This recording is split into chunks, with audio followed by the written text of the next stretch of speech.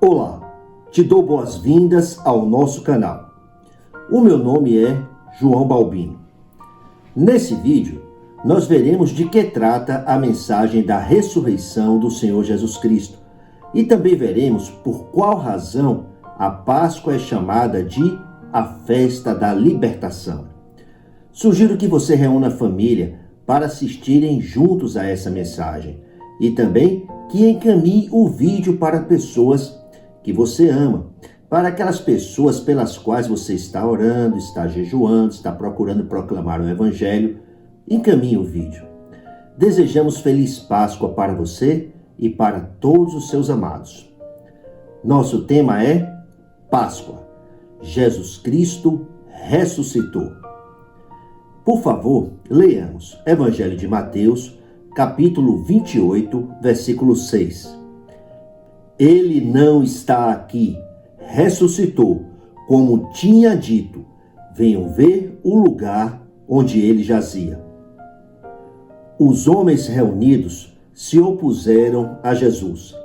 O Cristo foi rejeitado, perseguido, desafiado, foi preso, abandonado, escarnecido, espancado, foi julgado, condenado e pregado numa cruz para morrer.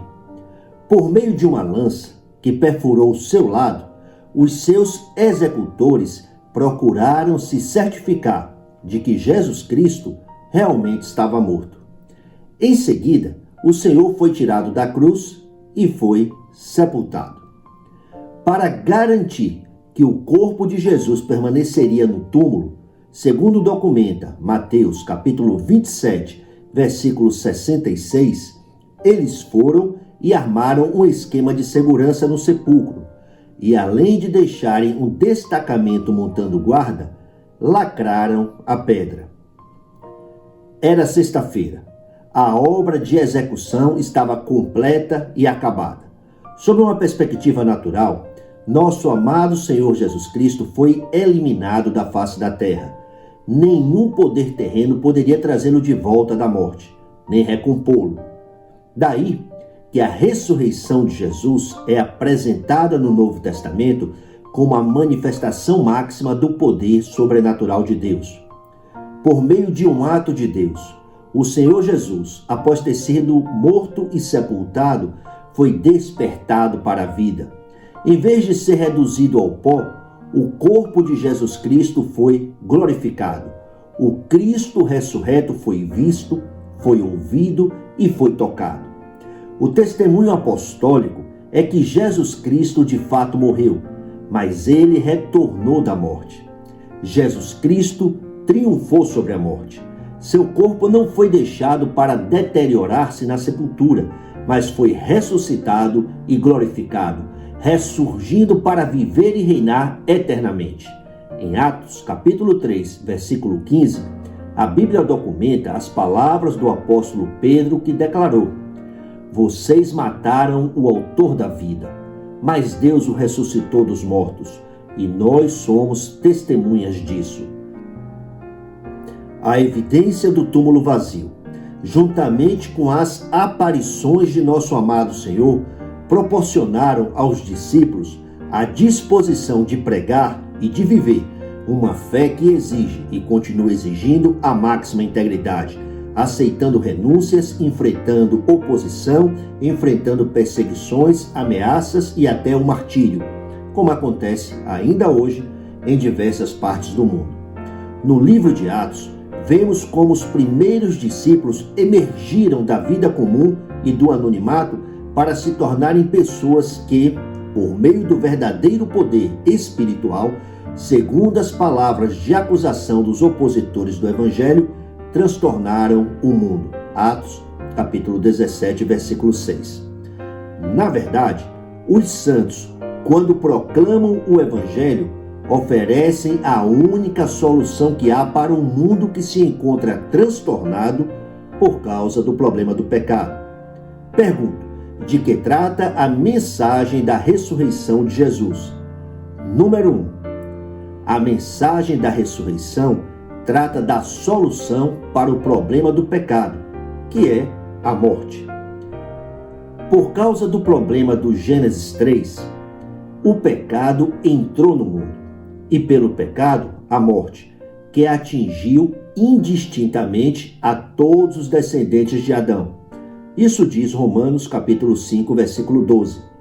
A consequência do pecado original não se resume às sepulturas, mas ao fato que homens, mulheres e crianças se tornaram espiritualmente mortos, ou seja, se tornaram inertes como um defunto em relação a Deus, destituídos da glória de Deus, conforme Romanos capítulo 3, versículo 23.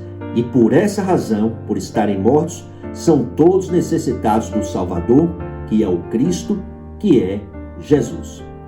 O Novo Testamento é claro ao contrastar o que sobreveio à humanidade por meio de Adão com aquilo que sobreveio aos crentes por meio de Jesus Cristo.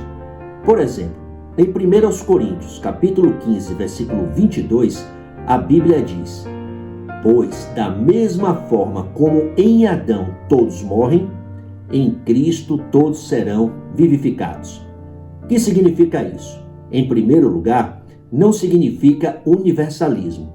Jesus Cristo não redimiu a humanidade quando derramou a sua vida na cruz.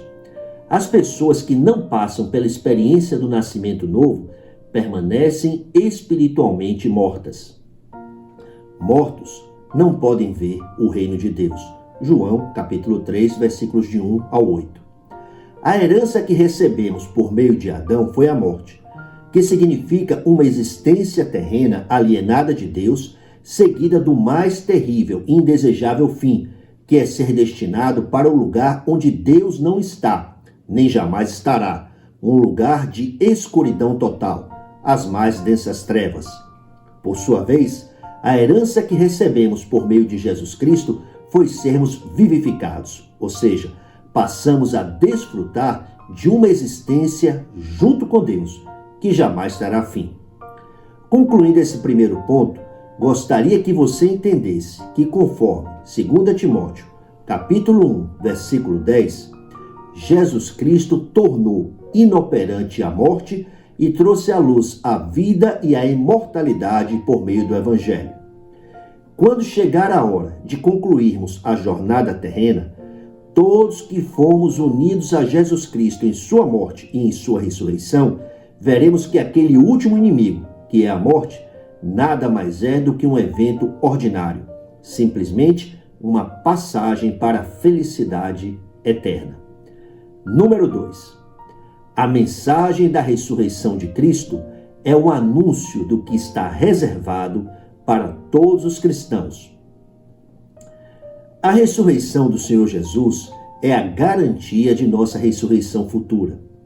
Em 1 aos Coríntios, capítulo 15, versículo 20, a Bíblia diz: mas de fato, Cristo ressuscitou dentre os mortos, sendo as primícias dentre aqueles que dormiram.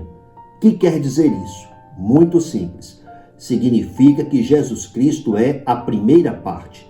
É o primeiro exemplo daquilo que vai acontecer com todos que nele creem. O que aconteceu com Jesus Cristo, que foi levantado do túmulo, acontecerá conosco. Acontecerá com nossos corpos. Teremos um corpo físico, como é o corpo do Cristo ressurreto. Ele transformará os nossos corpos humilhados para serem semelhantes ao seu corpo glorioso. Isso garante Filipenses capítulo 3, versículo 21. Número 3. A mensagem da ressurreição de Cristo trata da vitória absoluta de Jesus Cristo, que é também a nossa absoluta vitória. Uma porção principal da Escritura sobre a vitória de Cristo, nós encontramos em Colossenses capítulo 2, versículos 13 ao 15. A Bíblia diz: quando vocês estavam mortos em pecados e na incircuncisão da sua carne, Deus os vivificou juntamente com Cristo. Ele nos perdoou todas as transgressões e cancelou a escrita de dívida, que consistia em ordenanças e que nos era contrária. Ele a removeu, pregando-a na cruz, e, tendo despojado os poderes e as autoridades, fez deles um espetáculo público, triunfando sobre eles na cruz. O inimigo tinha um escrito de dívida contra nós. A cédula de acusação era verdadeira.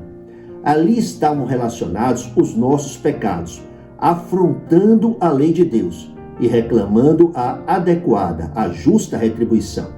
Que fez Deus? Versículos 13 e 14. Ele nos perdoou todas as transgressões e cancelou a escrita de dívida. Em outras palavras, Jesus Cristo desapossou, tirou das mãos dos principados e potestades aquela escrita de dívida que nos era contrária. Qual é a causa de João, e a causa de José, e a causa de Maria, e etc. A cédula de acusação está aqui, e Jesus pegou-a e cravou-a na cruz. O inimigo não tem nenhum direito, nenhum poder, nenhuma autoridade sobre a vida de qualquer um de nós. O acusador foi cabalmente despojado por Jesus Cristo na cruz, mas nós precisamos vigiar. Número 4. A mensagem da ressurreição trata da exaltação do homem Jesus para o trono do universo. Jesus Cristo está vivo, Cristo reina. Leamos Efésios capítulo 1, versículos 20 ao 23. Esse poder ele exerceu em Cristo, ressuscitando-o dos mortos e fazendo assentar-se à sua direita nas regiões celestiais, muito acima de todo governo e autoridade, poder e domínio, e de todo nome que se possa mencionar, não apenas nesta era, mas também na que há de vir. Deus colocou todas as coisas debaixo de seus pés e o designou como cabeça de todas as coisas para a igreja, que é o seu corpo, a plenitude daquele que enche todas as coisas em toda e qualquer circunstância. É importante que façamos a leitura desse texto tendo em mente a realidade de nossa união mística com Jesus Cristo, tendo em mente a realidade que onde Jesus está, ali estamos nós, e que onde nós estivermos, ali também está o Senhor Jesus junto conosco. Uma vez que a Bíblia anuncia que Deus colocou todas as coisas debaixo dos pés de Cristo, por implicação, todas as coisas também foram colocadas por Deus debaixo dos nossos pés, pois estamos nele, estamos em Cristo, somos o seu corpo. Quando enxergamos todas as coisas debaixo dos pés de Jesus Cristo, nós nos apercebemos livres de todo poder e de toda influência, alheios a Cristo. Gostaria que você entendesse que a nossa vitória consiste em entrarmos na vitória de Jesus Cristo, que morreu por nossos pecados, mas ressuscitou para nossa justificação, foi exaltado para reinar como Senhor absoluto e, mediante a fé, tomarmos posse e desfrutarmos dos grandiosos e inefáveis benefícios de sua morte e ressurreição. Oremos. Pai, damos graças ao Senhor, que nos dá a vitória por meio de Jesus Cristo.